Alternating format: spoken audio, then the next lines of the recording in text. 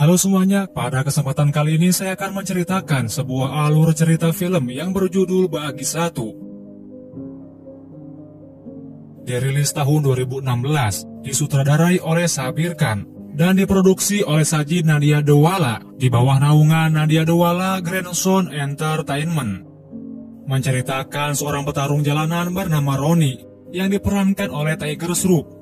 Ia pergi ke suatu perguruan untuk memberikan surat wasiat ayahnya kepada guru di perguruan tersebut yang merupakan teman ayahnya. Roni tinggal di perguruan dan bertemu dengan seorang gadis cantik bernama Sia yang diperankan oleh Shraddha Kapoor.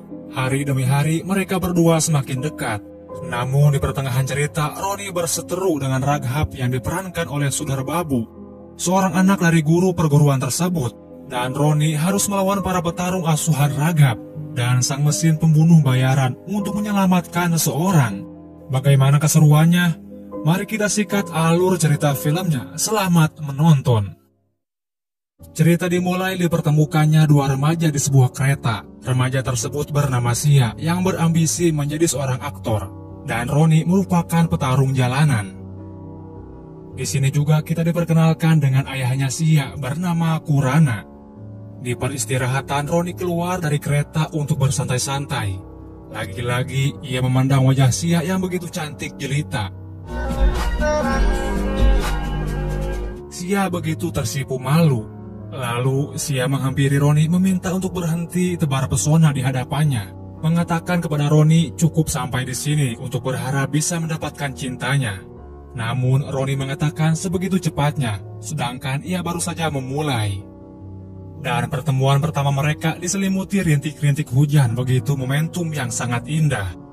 Setelah kereta mulai jalan karena ayahnya tak ada di dalam, Sia meminta kepada Roni untuk mencari ayahnya keluar. Ternyata Kurana baru saja naik dari bawah kereta. Sia berteriak memberitahu Roni bahwa ayahnya sudah berada di dalam kereta. Namun sayang, kereta yang melaju cepat yang membuat Roni tak bisa mengejarnya. Mereka berpisah yang padahal baru saja memulai. Scene berpindah ke suatu perguruan bela diri. Kailas merupakan Grandmaster sekaligus pendiri perguruan tersebut. Orang-orang memanggilnya Guru Swami. Dan Raghab merupakan anak kandung Guru Swami. Di keesokan paginya, Roni datang ke suatu perguruan bela diri tersebut, bertujuan untuk memberikan surat wasiat ayahnya kepada Guru Swami. Memasuki perguruan tersebut tak menghiraukan orang-orang yang sedang berlatih bela diri. Diketahui ayah Roni merupakan sahabat dekat Guru Swami. Setelah surat diberikan, ternyata isi surat tersebut adalah ayah Roni meminta Guru Swami untuk mendidik Roni. Diketahui Roni seorang petarung jalanan tak pernah memikirkan peraturan. Ia takut keahlian bela diri yang dimiliki Roni disalahgunakan. Dengan senang hati, Guru Swami menerima wasiat tersebut dan akan mendidik melatih Roni sepenuhnya. Guru Swami pun memancing keahlian yang Roni miliki. Roni disediakan kamar seadanya oleh Haris, dan di sini kita diperkenalkan dengan seorang anak kecil bernama Subu yang memiliki keterbelakangan, yaitu bisu. Fridge. Chalu kar. AC chalu. Lomba perahu pun tiba. Tampak Raghab berbadan kekar berada paling depan sebagai kapten. Ia melihat gadis cantik tak lain tak bukan ialah Sia. Dengan semangat ia mendayung perahu tersebut hingga ia menjadi juara di perlombaan itu. Setelah perlombaan, Sia pulang. Di tengah jalan ia berpapasan lagi dengan Roni, dan hujan pun turun menandakan setiap pertemuan mereka. Melihat Sia di tengah jalan hujan-hujanan, Roni pun menghampirinya. Tak pernah menyangka bisa bertemu lagi. Ternyata Sia berada di kota tersebut sedang berkunjung ke rumah neneknya. Mendengar hal itu, Roni sangat bahagia, karena dengan begitu mereka bisa bertemu setiap hari. Melihat mercusuar, Roni mengajak Sia untuk naik ke atas mercusuar itu. Melihat kota yang begitu indah dari atas sana. Namun Sia menolaknya karena hujan sudah reda. Sebelum berpisah, Roni mengatakan, jika ada hubungan di antara mereka berdua, maka hujan akan turun di saat mereka bertemu lagi. Berpindah kepada Raghab yang sedang latihan untuk mengasah kemampuannya. Diketahui Raghab orang yang sangat terkuat dari murid-murid yang lainnya.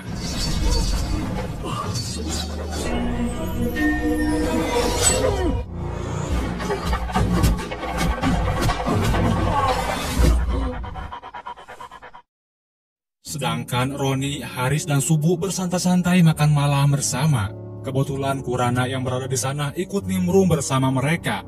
Mendengar Roni yang sedang membicarakan seorang gadis.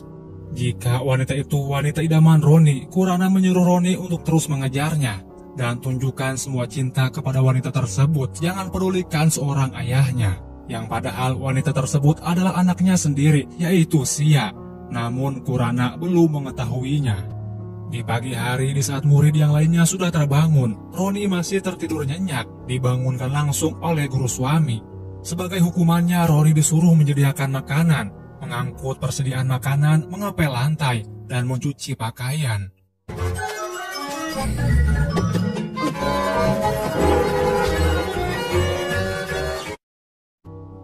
Berpindah kepada Sia di rumah neneknya yang melihat hujan turun. Ia yakin sebentar lagi Roni akan datang. Namun yang ternyata yang datang adalah Raghab beserta para pengawalnya. Sia pergi ke dapur untuk mengambil air teh. Maksud kedatangan Raghab menemui Kurana adalah bertujuan untuk meminang putrinya. Raghab sangat mencintai Sia, dan Raghab memiliki banyak bisnis di Bangkok. Awalnya Kurana menolak karena putrinya yang sebentar lagi akan bekerja di perfilman. Namun setelah melihat uang yang begitu banyak, Kurana menerima lamaran Raghab. Di saat hujan turun, Sia naik ke atas menara mercusuar, berharap Roni juga akan naik ke atas sana. Dan yang ternyata Roni datang lebih awal ke menara mercusuar tersebut. Sama-sama sedang menunggu, padahal mereka hanya berbelakangan. Setelah mendengar Sia marah-marah kesal karena Roni belum datang juga, Roni hanya tertawa lalu menghampirinya.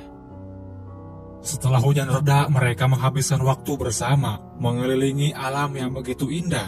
Sampai malam tiba, Roni mengantarkan Sia. Sia merasakan hatinya sudah mulai jatuh cinta kepada Roni, dan memberikan cincin pemberian ayahnya kepada Roni, meminta kepada Roni untuk tidak melepaskan cincin tersebut.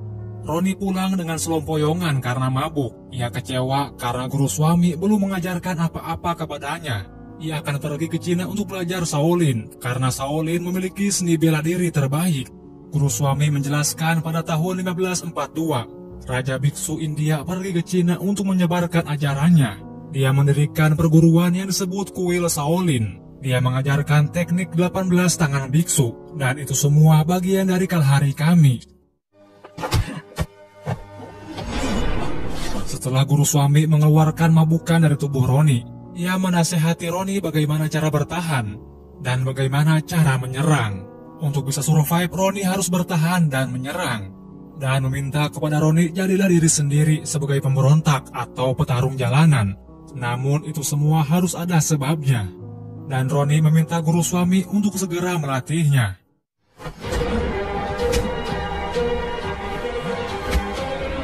Namun serangan-serangan guru suami dapat ia tahan. Secara Roni tidak sadar ternyata guru suami sudah melatih Roni sejak hari pertama ia datang. Lalu guru suami pun melatih Roni kembali untuk mengasah keahliannya.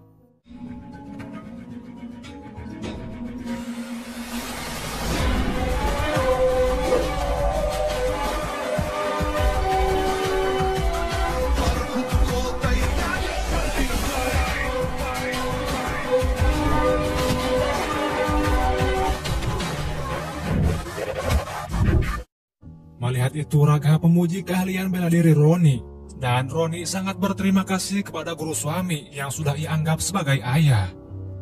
Di keesokan harinya, Sia dan Roni pulang berbelanja, membeli selendang hadiah untuk guru suami. Namun kebetulan di sana ada Kurana. Sia secara sembunyi-sembunyi pergi dari sana supaya tak diketahui dekat dengan Roni. Kurana mengajak Roni untuk minum kembali. Namun setelah Kurana melihat cincin yang ia berikan kepada Sia ada di tangan Roni, meminta kepada Roni untuk melepaskannya, dan jangan pernah berharap bisa menikahi putrinya. Kurana menceritakan kepada Raghab tentang Roni. Sia hanya akan menikah dengan dirinya jika perlu Raghab akan membunuh Roni. Omongan tersebut terdengar oleh ayahnya. Guru suami sangat tidak setuju meminta untuk bersaing secara sehat. Selama ia hidup, guru suami tak akan membiarkan ketidakadilan itu terjadi. Kembali ke meja makan, Raghab meminta maaf kepada ayahnya dan menyuapinya. Namun ini yang terjadi.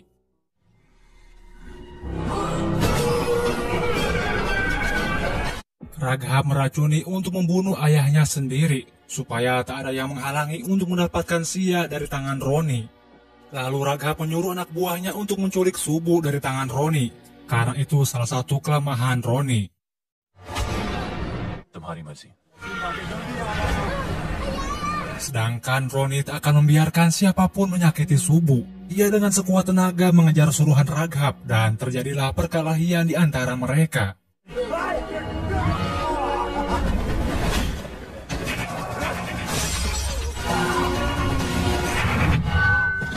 Ia terus mencari Subu dan ia melihat Subu yang akan dilemparkan, dan ini yang terjadi.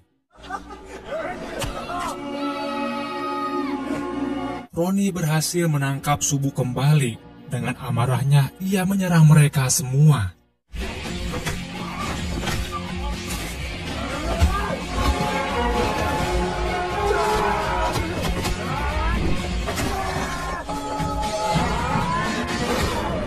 Namun ketika Roni akan membunuhnya, Subu mencegahnya untuk tidak melakukan hal itu. Berlanjut, Roni yang sedang bersantai bersama Subu, ia diserang Raghab beserta anak buahnya, dan perkelahian pun terjadi kembali.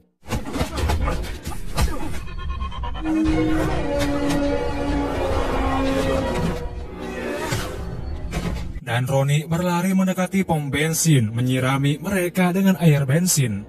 Raghab mengungkapkan pertarungan ini terjadi karena Roni berani mendekati Sia, dan ia takkan pernah membiarkan Roni mendekati Sia. Namun Roni mengatakan Sia hanya mencintai dirinya. Ia berani mati untuknya. Begitu cepatnya Raghab menghentikan dirinya, sedangkan Roni baru saja mulai.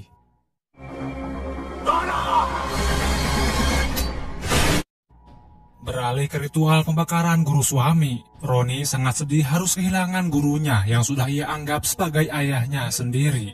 Siapapun pelakunya, ia tak akan membiarkan murid-muridnya tertidur. Ia akan menggantikan posisi guru suami.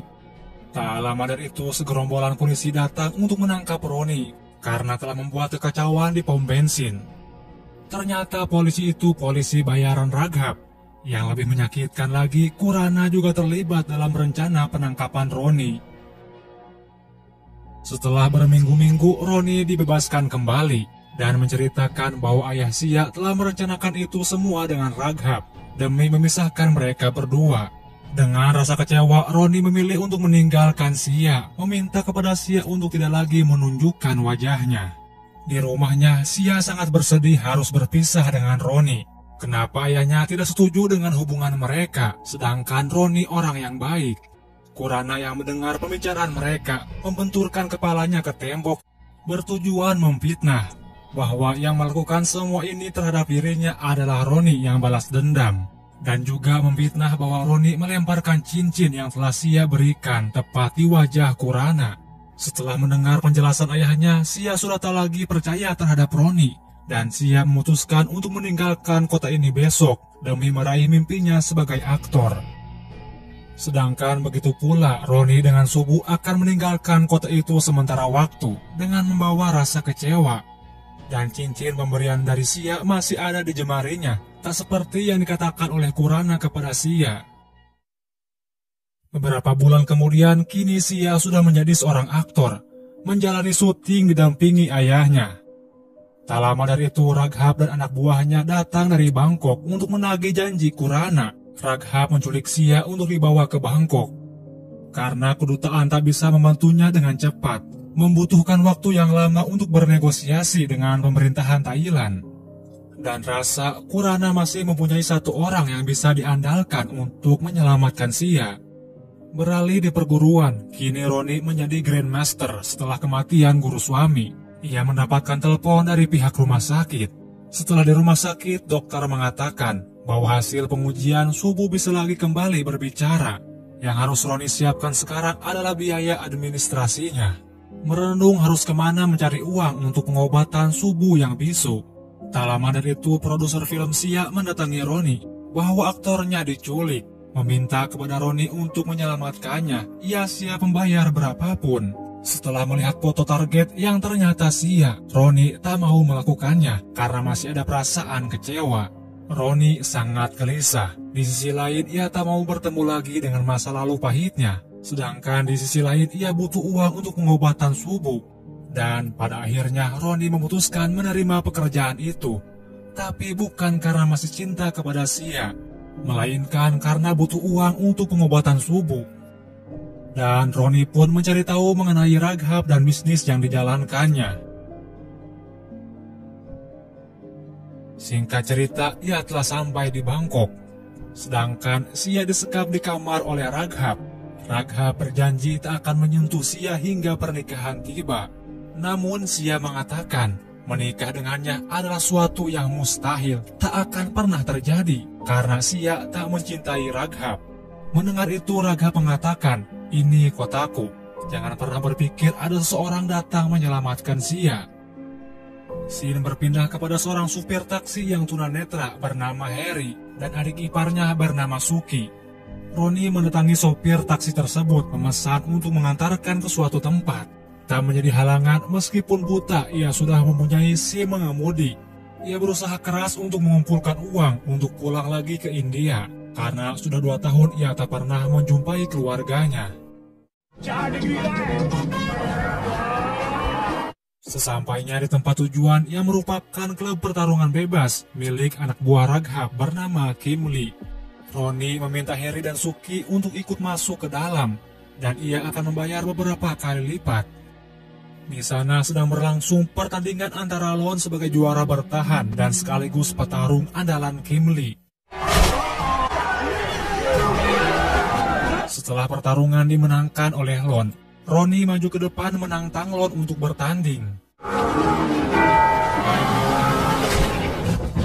Hanya dengan satu gerakan, Lon tumbang di hadapannya. Tentu yang membuat Kim Lee marah karena andalannya tumbang.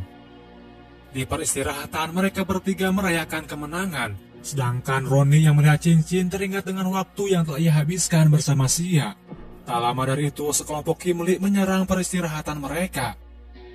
Mereka bertiga berlari sekencang mungkin menghindari pengejaran Kim Lee dan anak buahnya.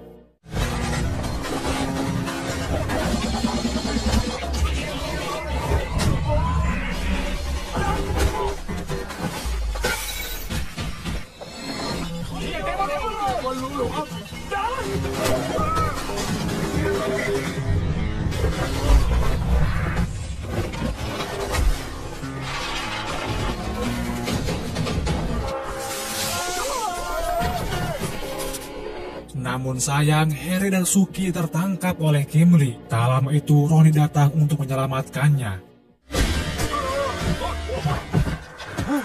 Menanyakan keberadaan Biju kepada Kim Lee, dan Roni berhasil menemukan Biju. Mengancam istrinya Biju untuk memberitahukan keberadaan Sia. Namun Biju mengatakan bahwa Raghab bukan penjahat kelas teri. Sulit untuk menembus markasnya. Pintu masuk dijaga oleh penjaga bersenjata. Anak buah Raghab menjaga di setiap lantai yang berjumlah 10 lantai, yang merupakan para petarung hebat. Dan untuk menembus Raghab harus berhadapan dengan Yong, sang mesin pembunuh atau pembunuh bayaran dari Cina. Sedangkan di markas, Raghab memakaikan kalung di saat Sia tertidur. Namun ini yang terjadi.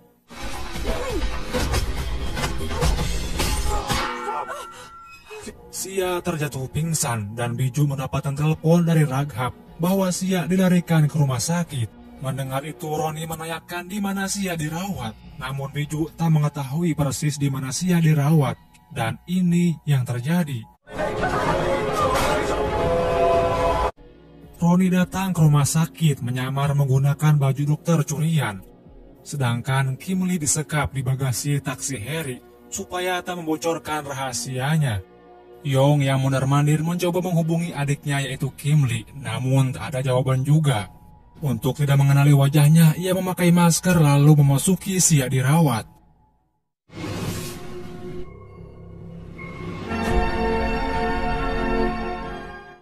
Sedangkan Kim Lee berhasil mengangkat telepon Yong dan mengatakan bahwa dirinya disekap dan Roni datang ke rumah sakit. Mereka pun langsung bergegas pergi ke rumah sakit. Di saat suster akan menghubungi keamanan, Sia menghajar dari belakang. Dan mereka keluar menyamar menggunakan seragam dokter. Namun sayang di saat berpapasan dengan Raghab dan anak buahnya, Raghab mencurigai dan mengenali wajah mereka, meminta mereka berdua untuk membuka maskernya. Raghab mengancam bahwa mereka tak bisa keluar karena sudah dikepung. Namun Roni tak mau kalah. Ia menjadikan Sia sebagai tameng untuk keluar. Okay. Now don't move. Go. Di saat di pintu keluar, Yong baru saja mengetahui wajah Roni. Ia pun mengejarnya.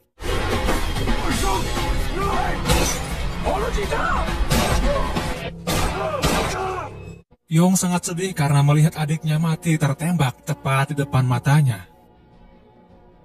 Di malam harinya, Suki telah mempersiapkan semuanya. Perahu untuk Roni dan Sia pergi ke Krabi, bertemu dengan orang India yang akan menyiapkan paspor kepulangan Roni dan Sia ke India.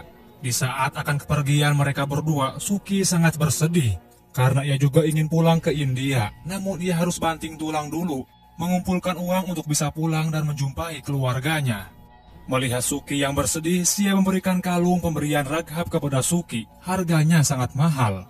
Semua mimpi Suki pulang ke India akan menjadi kenyataan.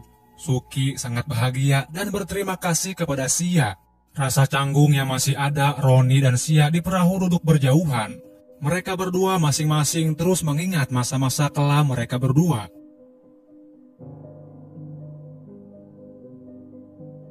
Sesampainya di peristirahatan di Krabi, mereka berdua sama-sama masih canggung. Sia berterima kasih atas sebelumnya karena Roni telah menyelamatkannya. Namun Sia mengatakan bahwa dirinya tak berharap Roni datang menyelamatkan.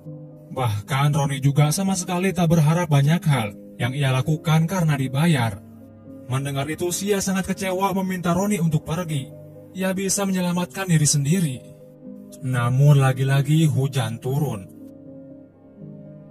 Di saat Roni memakaikan bajunya, Sia melihat jelas bahwa cincin pemberiannya masih menempel kuat di jemari Roni. Ia tahu sekarang bahwa yang dikatakan ayahnya adalah bohong.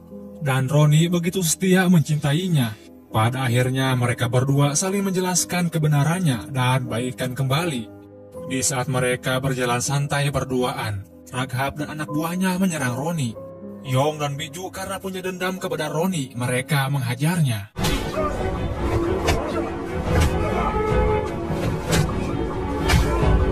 Namun di saat Yong akan membunuh Roni, Biju mencegahnya, mengambil pistol di sakunya, dan ini yang terjadi.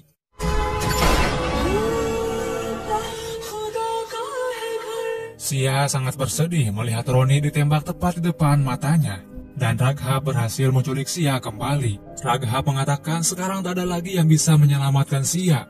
Roni sudah ada di alam lain. Melihat hujan turun, Sia yakin Roni pasti akan menemuinya. Dan mengatakan kepada Raghab dia ada di sini. Dan benar saja Roni masih hidup, berdiri di depan gedung akan menyerang markas Raghab untuk menyelamatkan Sia.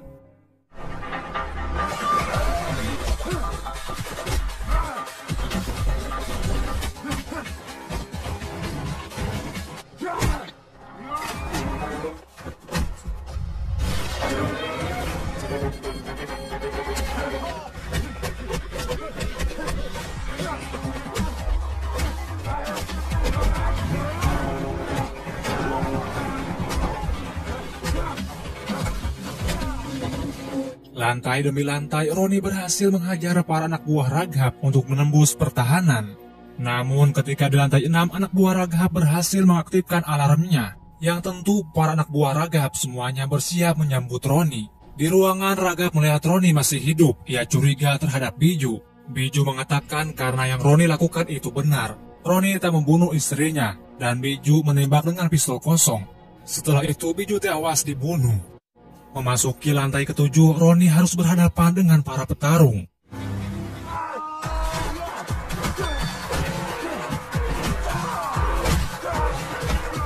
Tangan kanan Yong yang berbadan tinggi kekar mencari Roni. Roni bersembunyi di balik dinding, namun ia tak sengaja menjatuhkan gelas dan pertarungan pun dimulai kembali.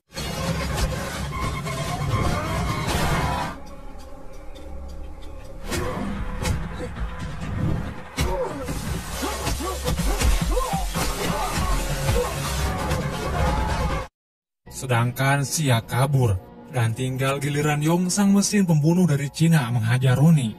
Karena dulu Sia telah dilatih oleh Roni, ia dengan gampang melawan anak buah Raghab. Dan sekarang saatnya Roni melawan mesin pembunuh untuk menembus pertahanan Raghab.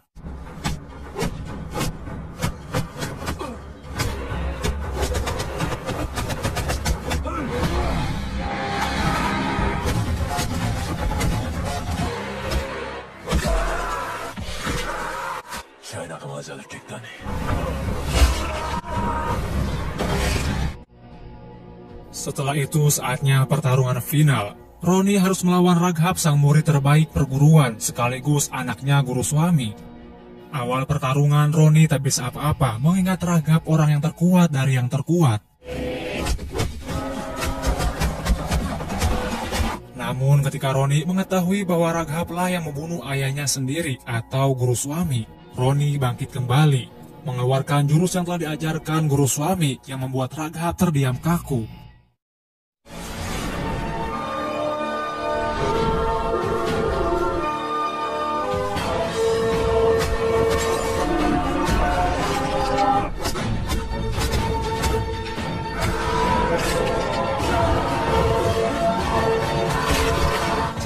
Pada akhirnya Raghab tumbang di tangan Roni. Di akhir film Roni dan Sia kembali ke perguruan, dan Roni resmi akan melanjutkan perjuangan guru suami dalam membangun perguruan yang hebat.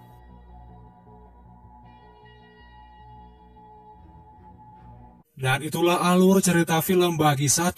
Tak sampai di situ masih ada kelanjutan ceritanya di film bagi 2 dan 3. Terima kasih yang sudah menyempatkan waktunya. Saya admin undur diri dan terima kasih.